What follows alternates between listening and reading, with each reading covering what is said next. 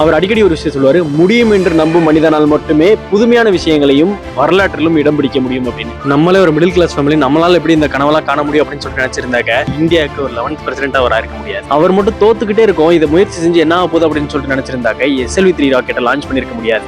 நமக்கு எதுக்கு ரிஸ்க், இருக்கிறது அப்படியே இருக்கட்டும் அப்படின்னு சொல்லிட்டு நினைச்சிருந்தாக்க 1998ல ஒரு நியூக்ளியர் டெஸ்ட் பண்ணி சயின்ஸ்ல இந்தியாவும் ஒரு உலக தரத்துக்கு வந்திருக்காது. அண்ட் பாரத ரத்னா வாங்கினாரு. இதோட சொல்ல போனா இன்னும் பல அச்சீவ்மெண்ட்ஸ். உண்மைதான், முடியாதுன்னு நினைச்சிருந்தாக்க எத்தனையோ விஷயங்கள் நடக்காம போயிருக்கும். நம்ம இப்ப வாழ்ந்துட்டு இருக்கிற இந்த டிஜிட்டல் வேர்ல்டு கூட வந்திருக்குமோ என்னன்னு தெரியாது. சோ எத்தனை தடவை தோத்தாலும் ஜெயிக்கணுன்ற வெறியோட திருப்பி முயற்சி செஞ்சாதான் அந்த விஷயத்தை நம்மளால அடைய முடியும். எத்தனை காலம் போனாலும் APJ அப்துல் கலாம் யாருக்குள்ள நம்மளை யாராலையும் மறக்க முடியாது. அதோட சேர்த்து அவரோட இன்ஸ்பிரேஷனா எடுத்து ரியல் லைஃப்லயும் அவர் மாதிரியே வாழ்ந்து அவருக்காண்டி நிறைய விஷயங்கள் பண்ண விவேக் சார் மறந்துட முடியுமா சொல்லுங்க.